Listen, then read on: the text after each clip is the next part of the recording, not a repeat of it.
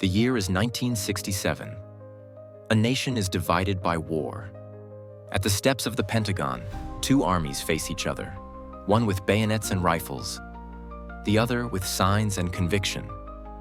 In a moment of unbearable tension, one person steps forward, not with a weapon, but with a simple flower.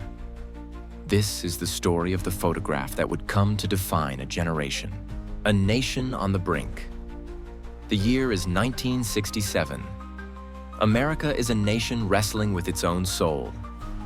On television screens every night, the jungles of a distant land called Vietnam flicker in monochrome, bringing the brutal reality of war into living rooms. The Cold War hangs heavy in the air, a chilling doctrine of dominoes and containment justifying a conflict that is growing more costly and more divisive by the day.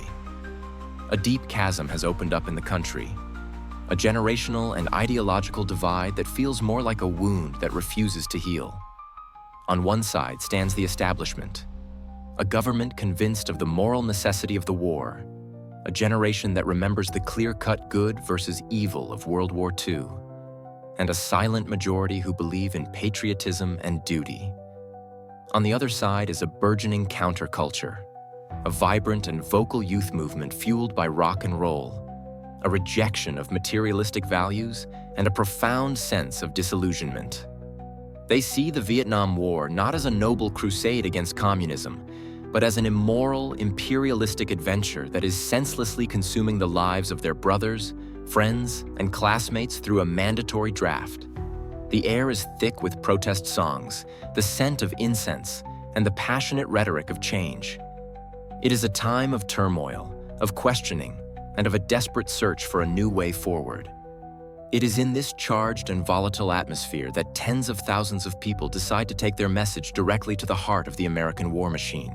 The March to the Colossus. October 21st, 1967. A crisp autumn day in Washington, D.C.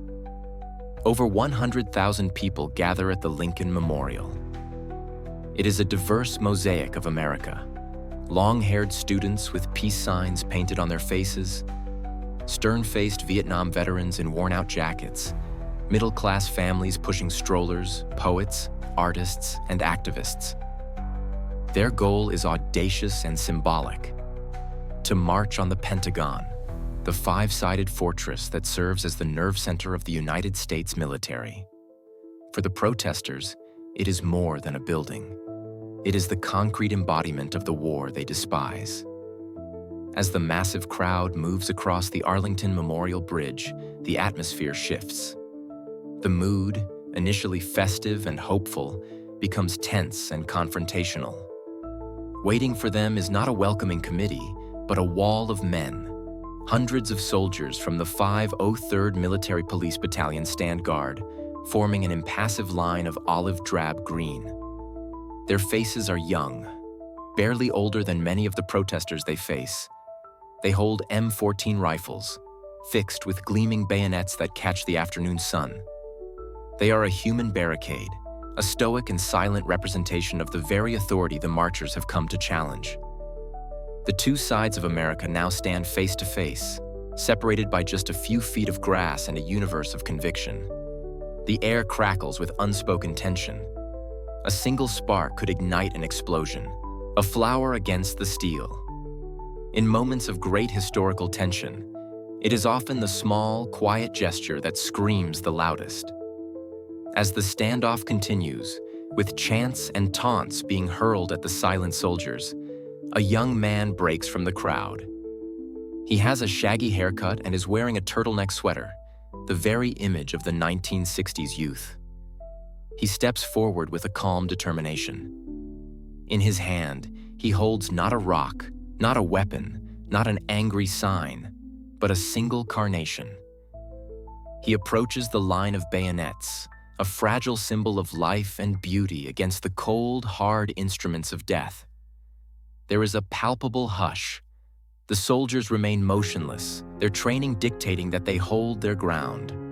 The young man reaches one of the rifles. With a gesture that is neither aggressive nor fearful, but profoundly human, he gently pushes the delicate stem of the carnation into the dark, hollow barrel of the M14.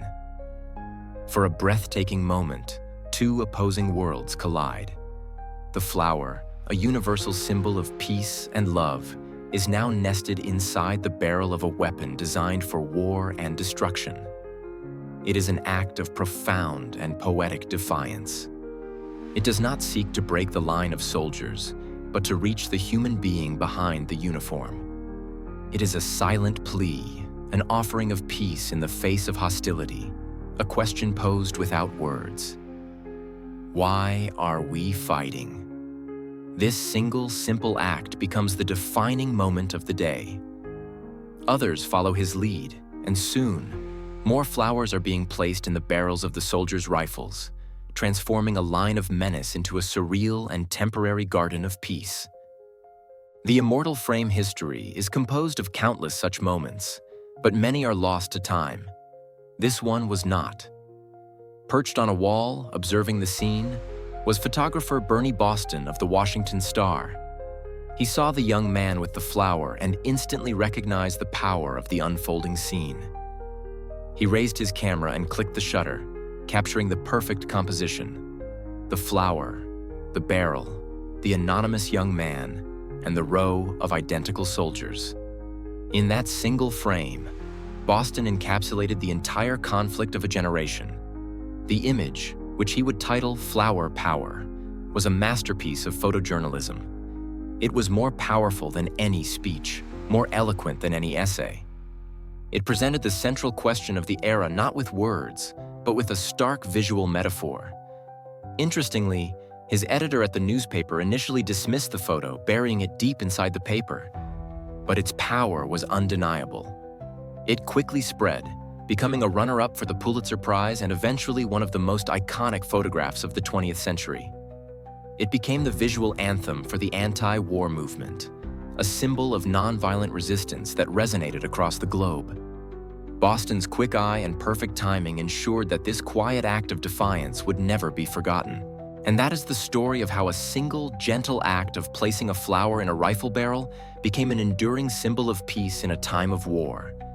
It's a powerful reminder that even in the face of overwhelming force, the human spirit can find extraordinary, beautiful, and poetic ways to express its desire for a better world. It proves that sometimes, the quietest voice can echo the loudest through history. If this story of gentle defiance and the power of a single image moved you, please give this video a thumbs up. It really helps us bring more historical moments like this to light. And for more deep dives into the unforgettable moments that shaped our world, make sure to hit that subscribe button and ring the notification bell so you never miss a new story.